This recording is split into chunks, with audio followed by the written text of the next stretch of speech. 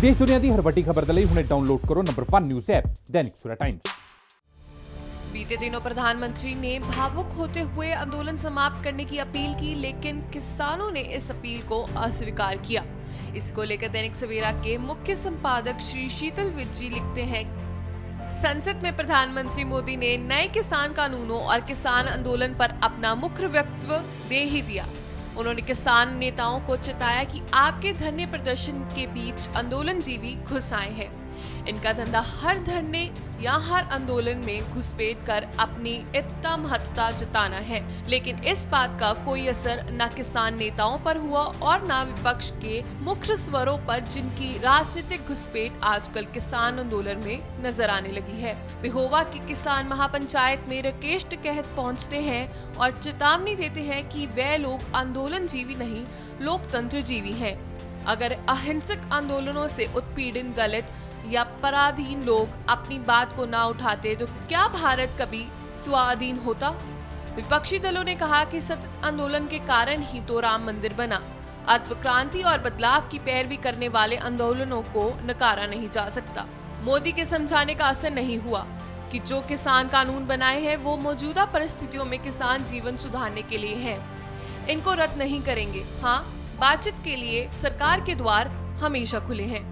इन कानूनों में अगर कोई ढिलाई या कमजोरी रह गई है तो उसे संवाद के द्वारा दूर कर सकते हैं। संवाद तो 12 बार हो गया, अभी और होगा, लेकिन ये संवाद एक पक्षी ना हो। सरकार किसानों की सुने और किसान सरकार की सुने, तभी बात निपटेगी। किसान तो यही मांगते हैं कि उन्हें उनकी मेहनत का पूरा मूल्य मिलना चाहिए। फसलों की न्यूनतम कीमत घोषणा की अनिवार्य या कानूनी घोषित कर दिया जाए। केवल इसे देने का भरोसा देने से बात नहीं बनेगी।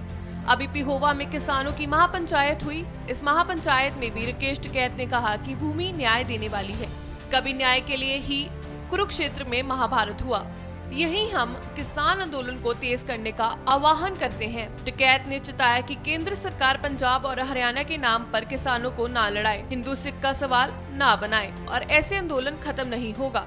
उन्होंने कहा कि पिछली बार 4 लाख ट्रैक्टर आए, आंदोलन में अगली बार रैली या यात्रा की नौबत आई तो 40 लाख ट्रैक्टर शामिल होंगे। ये एक राज्य पंजाब का आंदोलन नहीं। किसानों को उचित मूल्य मिले, ये इस कृषि प्रधान देश का हर कोने की मांग है। महाराष्ट्र, तमिलनाडु, केरल, बंगाल सहित तमाम राज्य इसके बारे में जागरूक हो रहे हैं। कुल मिलाकर अर्थ ये है कि बात तो घूम फिर कर वहीं आ गई। बार बार संवाद होता रहा। इस बार मोदी जी ने संवाद का न्योता दिया। किसान नेताओं ने इसे स्वीकार कर लिया, लेकिन साथ ही संयुक्त मोर्चा की बैठक भी कुंडली में बुला ली, जहां आंदोलन के अगले चरण के बारे में तय होना है।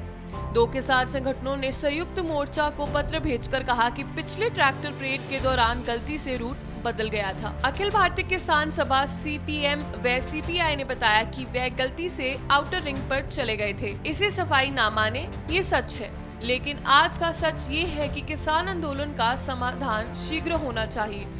राकेश टिकैत ने कहा कि अक्टूबर तक ये संघर्ष चल सकता है, लेकिन याद रखा जाए कि ऐसी गलतियां पुनः करने की गुंजाइश अब किसी भी ट्रैक्टर रैली में शामिल आंदोलनकारियों के पास नहीं, चाहे इस रैली में 2 लाख ट्रैक्टर हो या 40 लाख। अभी तो घुसपैठियों तत्वों द्वारा लाल किले के सामने भ्रमित भीड़ इकट्ठी करने के बाद कह दी गई। इसका घोषित जिम्मेदार दीप सिद्धू करनाल बाईपास से गिरफ्तार हो 7 दिन की पुलिस रिमांड पर है, लेकिन किसान में असंतोष और उत्तेजना तो कम नहीं हुई। इसे पहचान देनी होगी। पंजाब के निकाय चुनावों में भाजपा प्रदेश अध्यक्ष अश्विनी शर्मा को जगह जगह क्रोध किसान जमावाड़ों ने उत्तेजक और हिंसक तेवरों का सामना करना पड़ रहा है। ये इसका साक्षी है। आंदोलन जितना लंबा होगा उतने ही अराजक तत्वों की इसमें घुसने की गुंजाइश ज्यादा होगी। बेहतर होगा कि दोनों पक्ष हट की जगह लचीला रवैया अपनाएं। किसानों को एक गरिमापूर्ण न्यूनतम मूल्य की अनिवार्यता की कानूनी पुष्टि हो जाए।